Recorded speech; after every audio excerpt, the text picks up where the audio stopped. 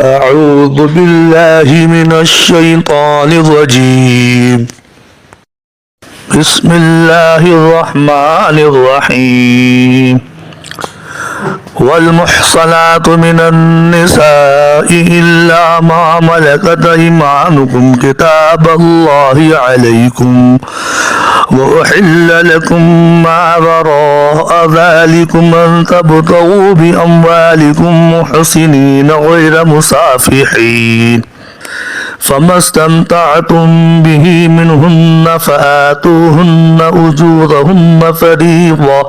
ولا جناح عليكم فيما تراضيتم به من بعد الفريضة إن الله كان عليما حكيما. ومن لم يستطع منكم طولا أن ينكح المحصنات المؤمنات فمما ملكت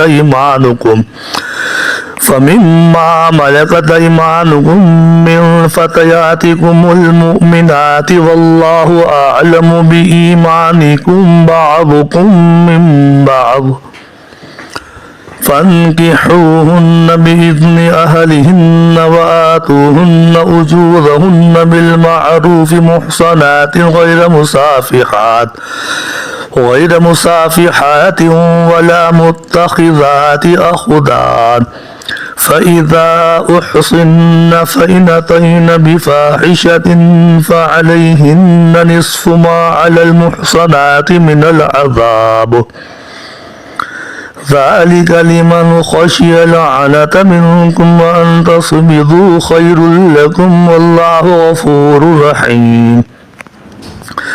يريد الله ليبين لكم ويهديكم سنن الذين من قبلكم ويتوب عليكم والله عليم حكيم. والله يريد أن يتوب عليكم ويريد الذين يتبعون الشهوات أن تميلوا ميلا عظيما. يريد الله أن يخفف عنكم وخلق الإنسان ضعيفا. يا أيها الذين آمنوا لا تأكلوا أموالكم بينكم بالباطل إلا أن تكون تجارة عن تراض منكم ولا تقتلوا أنفسكم إن الله كان بكم رحيما. ومن يفعل ذلك عدوانا وظلما فسوف نصليه نارا وكان ذلك على الله يسيرا. إن تجتنبوا كبائر ما تنهون عنه نكفر عنكم سيئاتكم وندخلكم مدخلا كريما. ولا تتمنوا ما فضل الله به بعضكم على بعض للرجال نصيب مما اكتسبوا وللنساء نصيب مما اكتسبن واسألوا الله من فضله إن الله كان بكل شيء عليما. ولكل جعلنا موالي مما ترك الوالدان والأقربون والذين عقدت أيمانكم فآتوهم نصيبهم إن الله كان على كل شيء شهيدا. الرجال قوامون على النساء بما فضل الله بعضهم على بعض وبما أنفقوا من أموالهم فالصالحات قانتات حافظات للغيب بما حفظ الله واللاتي تخافون نشوزهن فعظوهن وهجروهن في المضاجع واضربوهن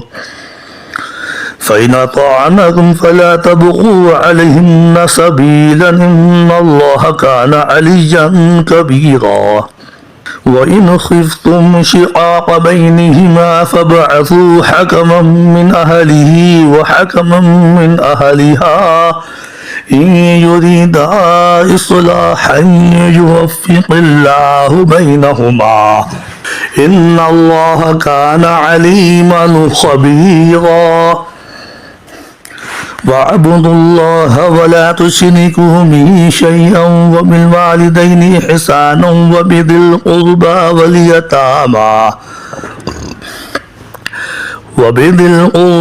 واليتامى والمساكين والجار ذي القربى والجار الجنب والصاحب بالجنب وابن السبيل وما ملكت أيمانكم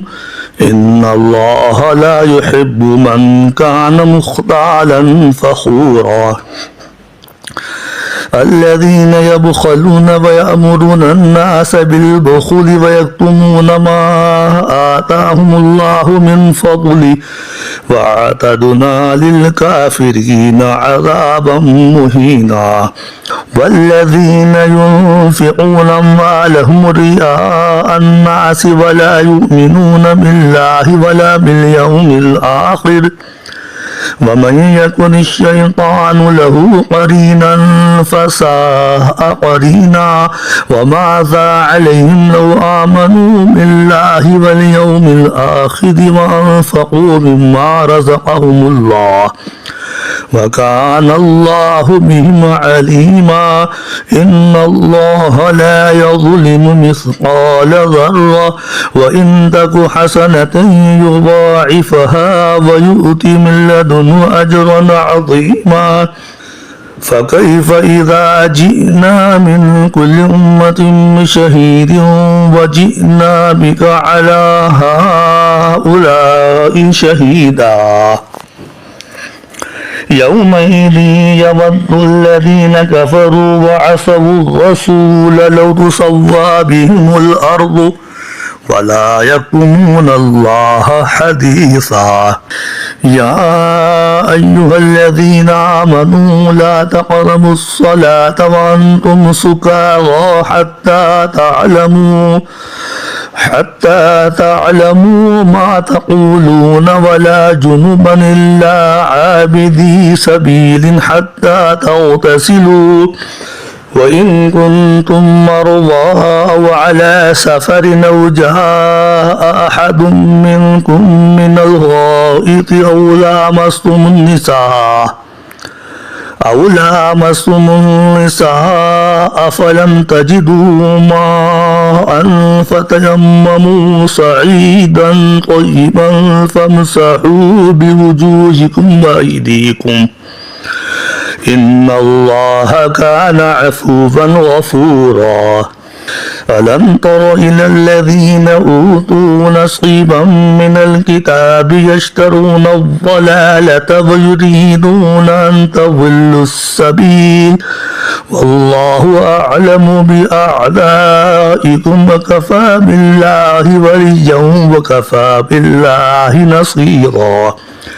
من الذين هادوا يحرفون الكلم عن مواضعه ويقولون سمعنا وعصينا وسمع غير مسمع وراعنا ليا بألسنتهم وطعنا في الدين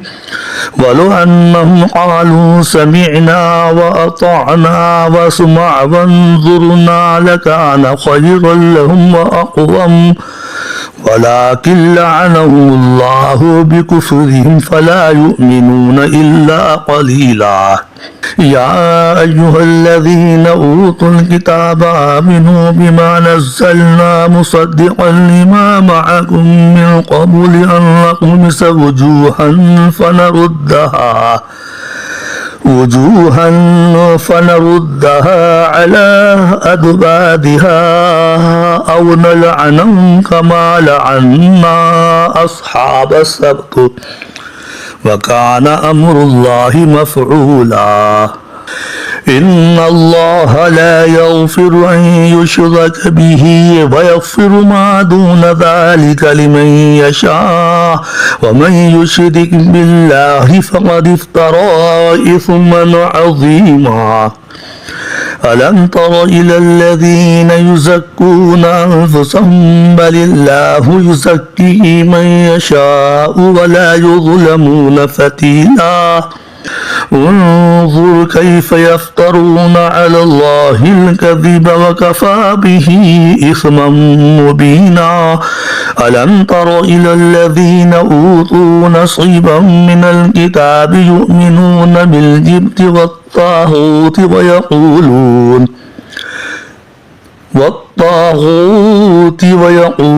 للذين كفروا هؤلاء أهدى من الذين آمنوا سبيلا أولئك الذين لعنهم الله ومن يلعن الله فلن تجد له نصيرا أم لهم نصيب من الملك فإذا لا يؤتون الناس نقيرا أم يحسدون الناس على ما آتاهم الله من فضله فقد آتينا آل إبراهيم الكتاب والحكمة وآتيناهم ملكا عظيما فمنهم من آمن به ومنهم من صد عنه وكفى بجهنم سعيرا إن الذين كفروا بآياتنا سوف نصليهم نارا كلما نضجت جلودهم بدلناهم جلودا غيرها ليذوقوا العذاب إن الله كان عزيزا حكيما والذين آمنوا وعملوا الصالحات سندخلهم جنات تجري من تحتها الأنهار خالدين فيها أبدا لهم فيها أزواج مطهرة وندخلهم ظلا ظليلا إن الله يأمركم أن تؤدوا الأمانات إلى أهلها وإذا حكمتم بين الناس أن تحكموا بالعدل إن الله نعم ما يعظكم به إن الله كان سميعا بصيرا يا أيها الذين آمنوا أطيعوا الله وأطيعوا الرسول وأولي الأمر منكم فإن تنازعتم في شيء فردوه إلى الله والرسول إن كنتم تؤمنون بالله واليوم الآخر ذلك خير وأحسن تأويلا ألم تر إلى الذين يزعمون أنهم آمنوا بما أنزل إليك وما أنزل من قبلك يريدون أن يتحاكموا إلى الطاغوت وقد أمروا أن يكفروا به ويريد الشيطان أن يضلهم ضلالا بعيدا وإذا قيل لهم تعالوا إلى ما أنزل الله وإلى الرسول رأيت المنافقين يصدون عنك صدودا فكيف إذا أصابتهم مصيبة بما قدمت أيديهم ثم جاءوك يحلفون بالله إن أردنا إلا إحسانا وتوفيقا أولئك الذين يعلم الله ما في قلوبهم فأعرض عنهم وعظهم وقل لهم في أنفسهم قولا بليغا وما أرسلنا من رسول إلا ليطاع بإذن الله ولو أنهم إذ ظلموا أنفسهم جاءوك فاستغفروا الله واستغفر لهم الرسول لوجدوا الله توابا رحيما فلا وربك لا يؤمنون حتى يحكموك فيما شجر بينهم ثم لا يجدوا في أنفسهم حرجا مما قضيت ويسلموا تسليما ولو أنا كتبنا عليهم أن اقتلوا أنفسكم بخرجوا من دياركم ما فعلوه إلا قليل منهم ولو أنهم فعلوا ما يوعظون به لكان خيرا لهم وأشد تثبيتا وإذا لآتيناهم من لدنا أجرا عظيما ولهديناهم صراطا مستقيما ومن يطع الله والرسول فأولئك مع الذين أنعم الله عليهم من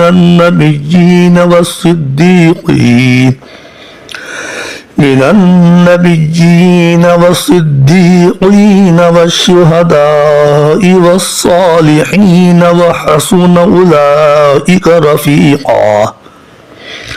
ذلك الفضل من الله وكفى بالله عليما يا أيها الذين آمنوا خذوا حذركم فانفذوا ثبات أو انفذوا جميعا وإن منكم لمن ليبطئن فإن أصابتكم مصيبة قال قد أنعم الله علي إذ لم أكن معهم شهيدا ولئن أصابكم فضل من الله ليقولن كأن لم تكن بينكم وبينه مودة يا ليتني كنت معهم فأفوز فوزا عظيما فليقاتل في سبيل الله الذين يشرون الحياة الدنيا بالآخرة ومن يقاتل في سبيل الله فيقتل أو يغلب فسوف نؤتيه أجرا عظيما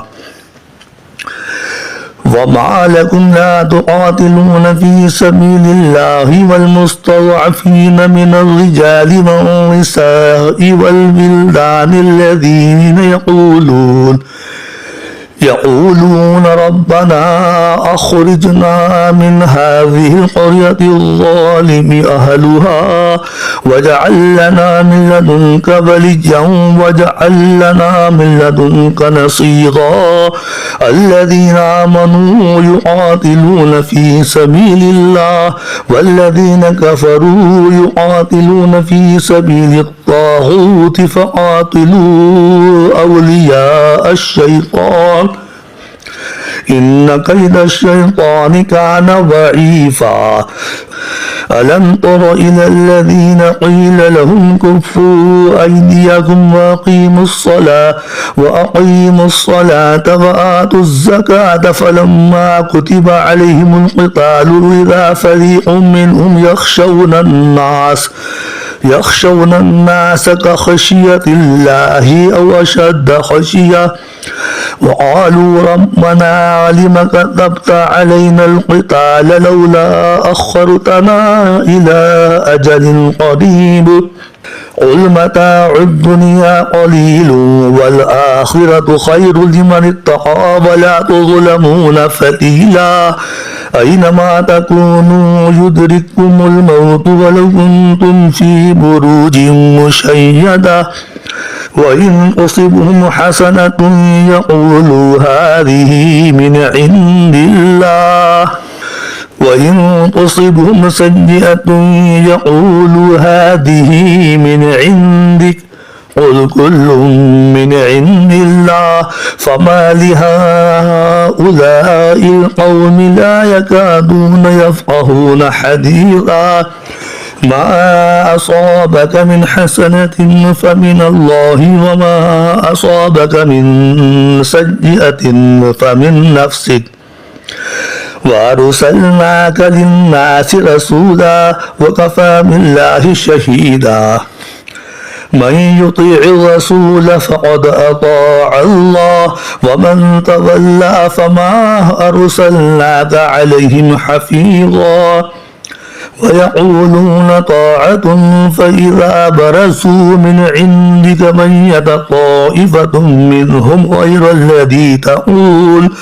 والله يكتب ما يبيتون فأعرض عنهم وتوكل على الله وكفى بالله وكيلا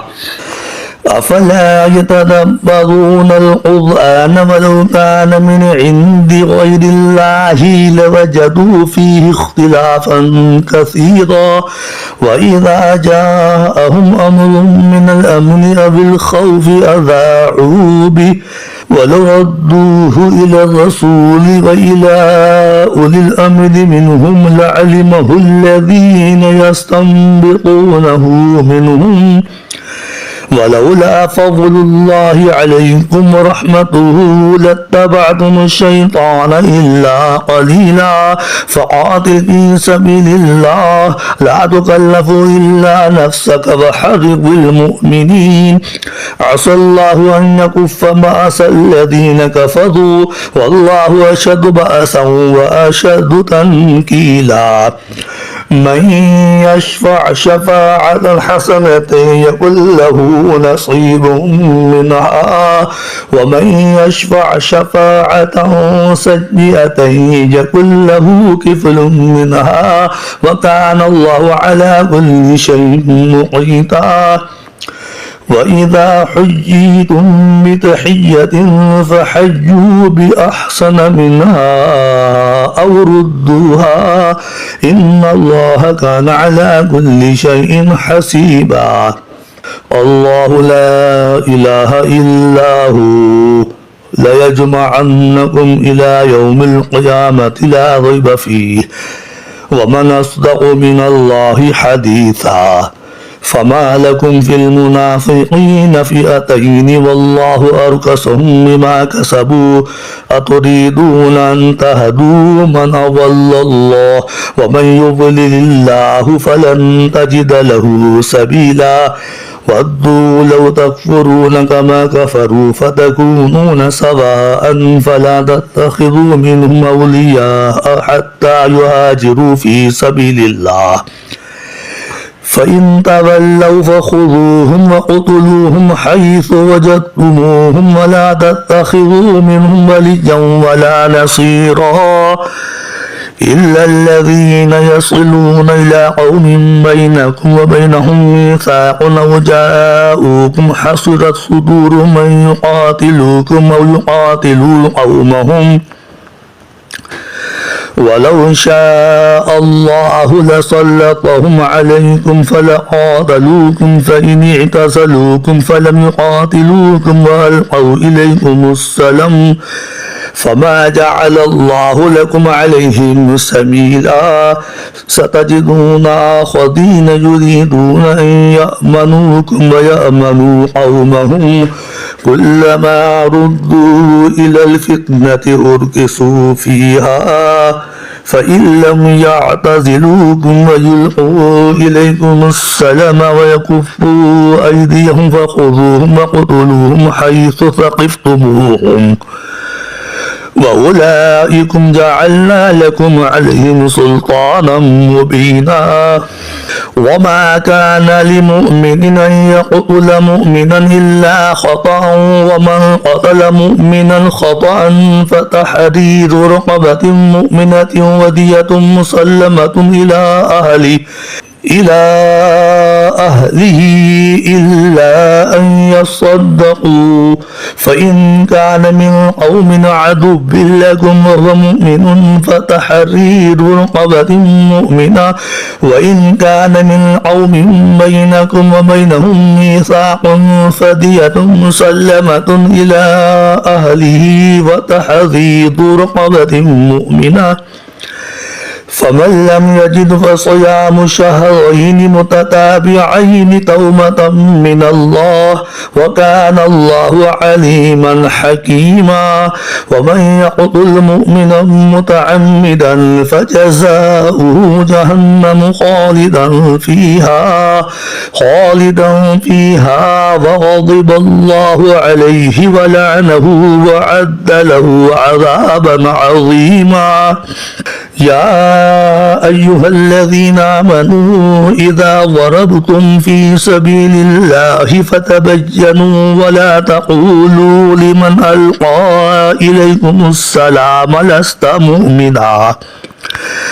تبتغون عرض الحياة الدنيا فعند الله مغانم كثيرة كذلك كنتم من قبل فمن الله عليكم فتبينوا إن الله كان بما تعملون خبيرا لا يستوي القاعدون من المؤمنين غير أولي الضرر والمجاهدون في سبيل الله بأموالهم وأنفسهم فضل الله المجاهدين بأموالهم وأنفسهم على القاعدين درجة وكلا وعد الله الحسنى وفضل الله المجاهدين على القاعدين أجرا عظيما درجات منه ومغفرة ورحمة وكان الله غفورا رحيما إن الذين توفاهم الملائكة ظالمي أنفسهم قالوا فيم كنتم قالوا كنا مستضعفين في الأرض قالوا ألم تكن أرض الله واسعة فتهاجروا فيها فأولئك مأواهم جهنم وساءت مصيرا إلا المستضعفين من الرجال والنساء والولدان لا يستطيعون حيلة ولا يهتدون سبيلا فأولئك عسى الله أن يعفو عنهم وكان الله عفوا غفورا ومن يهاجر في سبيل الله يجد في الأرض مراغما كثيرا وسعة ومن يخرج من بيته مهاجرا إلى الله ورسوله ثم يدركه الموت فقد وقع أجره على الله وكان الله غفورا رحيما وإذا ضربتم في الأرض فليس عليكم جناح أن تقصروا من الصلاة إن خفتم أن يفتنكم الذين كفروا إن الكافرين كانوا لكم عدوا مبينا وإذا كنت فيهم فأقمت لهم الصلاة فلتقم طائفة منهم معك وليأخذوا أسلحتهم فإذا سجدوا فليكونوا من ورائكم ولتأت طائفة أخرى لم يصلوا فليصلوا معك وليأخذوا حذرهم وأسلحتهم ود الذين كفروا لو تغفلون عن أسلحتكم وأمتعتكم فيميلون عليكم ميلة واحدة ولا جناح عليكم إن كان بكم أذى من مطر أو كنتم مرضى أن تضعوا أسلحتكم وخذوا حذركم إن الله أعد للكافرين عذابا مهينا فإذا قضيتم الصلاة فاذكروا الله قياما وقعودا وعلى جنوبكم فإذا اطمأننتم فأقيموا الصلاة إن الصلاة كانت على المؤمنين كتابا موقوتا ولا تهنوا في ابتغاء القوم إن تكونوا تألمون فإنهم يألمون كما تألمون وترجون من الله ما لا يرجون وكان الله عليما حكيما إنا أنزلنا إليك الكتاب بالحق لتحكم بين الناس بما أراك الله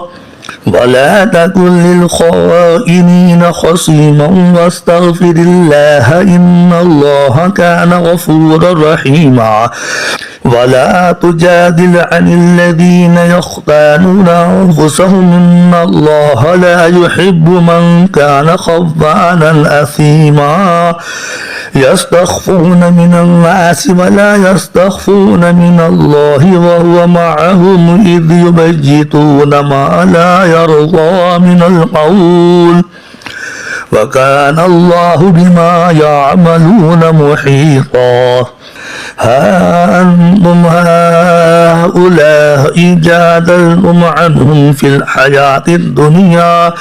فمن يجادل الله عنهم يوم القيامة أم من يكون عليهم وكيلا ومن يعمل سوءا أو يظلم نفسه ثم يستغفر الله يجد الله غفورا رحيما ومن يكسب إثما فإنما يكسبه على نفسه وكان الله عليما حكيما ومن يكسب خطيئة أو إثما ثم يرم به بريئا فقد احتمل بهتانا وإثما مبينا ولولا فضل الله عليك ورحمته لهم طائفة منهم أن يضلوك وما يضلون إلا أنفسهم وما يضرونك من شيء وأنزل الله عليك الكتاب والحكمة وعلمك ما لم تكن تعلم وكان فضل الله عليك عظيما لا خير في كثير من نجواهم إلا من أمر بصدقة أو معروف أو إصلاح بين الناس ومن يفعل ذلك ابتغاء مرضات الله فسوف نؤتيه أجرا عظيما ومن يشاقق الرسول من بعد ما تبين له الهدى ويتبع غير سبيل المؤمنين نوليه ما تولى ونصله جهنم وساءت مصيرا إن الله لا يغفر أن يشرك به ويغفر ما دون ذلك لمن يشاء ومن يشرك بالله فقد ضل ضلالا بعيدا إن يدعون من دونه إلا إناثا وإن يدعون إلا شيطانا مريدا لعنه الله وقال لأتخذن من عبادك نصيبا مفروضا ولأضلنهم ولأمنينهم ولآمرنهم فليبتكن آذان الأنعام ولآمرنهم فليغيرن خلق الله ومن يتخذ الشيطان وليا من دون الله فقد خسر خسرانا مبينا يعدهم ويمنيهم وما يعدهم الشيطان إلا غرورا أولئك مأواهم جهنم ولا يجدون عنها محيصا والذين آمنوا وعملوا الصالحات سندخلهم جنات تجري من تحتها الأنهار خالدين فيها أبدا وعد الله حقا ومن أصدق من الله قيلا ليس بأمانيكم ولا أماني أهل الكتاب من يعمل سوءا يجز به ولا يجد له من دون الله وليا ولا نصيرا ومن يعمل من الصالحات من ذكر أو أنثى وهو مؤمن فأولئك يدخلون الجنة ولا يظلمون نقيرا ومن أحسن دينا ممن أسلم وجهه لله وهو محسن واتبع ملة إبراهيم حنيفا واتخذ الله إبراهيم خليلا ولله ما في السماوات وما في الأرض وكان الله بكل شيء محيطا ويستفتونك في النساء قل الله يفتيكم فيهن وما يتلى عليكم في الكتاب في يتامى النساء اللاتي لا تؤتونهن ما كتب لهن وترغبون أن تنكحوهن والمستضعفين من الولدان وأن تقوموا لليتامى بالقسط وما تفعلوا من خير فإن الله كان به عليما وإن امرأة خافت من بعلها نشوزا أو إعراضا فلا جناح عليهما أن يصلحا بينهما صلحا والصلح خير وأحضرت الأنفس الشح وإن تحسنوا وتتقوا فإن الله كان بما تعملون خبيرا ولن تستطيعوا أن تعدلوا بين النساء ولو حرصتم فلا تميلوا كل الميل فتذروها كالمعلقة وإن تصلحوا وتتقوا فإن الله كان غفورا رحيما وإن يتفرقا يغني الله كلا من سعته وكان الله واسعا حكيما ولله ما في السماوات وما في الأرض ولقد وصينا الذين أوتوا الكتاب من قبلكم وإياكم أن اتقوا الله وإن تكفروا فإن لله ما في السماوات وما في الأرض وكان الله غنيا حميدا ولله ما في السماوات وما في الأرض وكفى بالله وكيلا إن يشأ يذهبكم أيها الناس ويأتي بآخرين وكان الله على ذلك قديرا من كان يريد ثواب الدنيا فعند الله ثواب الدنيا والآخرة وكان الله سميعا بصيرا يا أيها الذين آمنوا كونوا قوامين بالقسط شهداء لله ولو على أنفسكم أو الوالدين والأقربين إن يكن غنيا أو فقيرا فالله أولى بهما فلا تتبعوا الهوى أن تعدلوا وإن تلووا أو تعرضوا فإن الله كان بما تعملون خبيرا يا أيها الذين آمنوا بالله ورسوله والكتاب الذي نزل على رسوله والكتاب الذي أنزل من قبل ومن يكفر بالله وملائكته وكتبه ورسله واليوم الآخر فقد ضل ضلالا بعيدا إن الذين آمنوا ثم كفروا ثم آمنوا ثم كفروا ثم ازدادوا كفرا لم يكن الله ليغفر لهم ولا ليهديهم سبيلا بشر المنافقين بأن لهم عذابا أليما الذين يتخذون الكافرين أولياء من دون المؤمنين أيبتغون عندهم العزة فإن العزة لله جميعا وقد نزل عليكم في الكتاب أن إذا سمعتم آيات الله يكفر بها ويستهزأ بها فلا تقعدوا معهم حتى يخوضوا في حديث غيره إنكم إذا مثلهم إن الله جامع المنافقين والكافرين في جهنم جميعا الذين يتربصون بكم فإن كان لكم فتح من الله قالوا ألم نكن معكم وإن كان للكافرين نصيب قالوا ألم نستحوذ عليكم ونمنعكم من المؤمنين فالله يحكم بينكم يوم القيامة ولن يجعل الله للكافرين على المؤمنين سبيلا إن المنافقين يخادعون الله وهو خادعهم وإذا قاموا إلى الصلاة قاموا كسالى يراءون الناس ولا يذكرون الله إلا قليلا مذبذبين بين ذلك لا إله هؤلاء ولا إله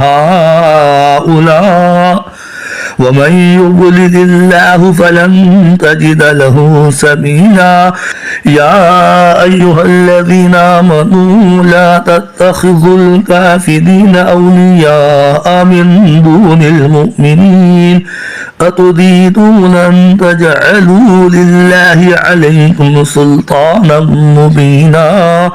إن المنافقين في الدرك الأسفل من النار ولن تجد لهم نصيرا إلا الذين تابوا وصلحوا واعتصموا بالله وأخلصوا دينهم لله فأولئك مع المؤمنين وسوف يؤتي الله المؤمنين أجرا عظيما ما يفعل الله بعذابكم إن شكرتم وآمنتم وكان الله شاكرا عليما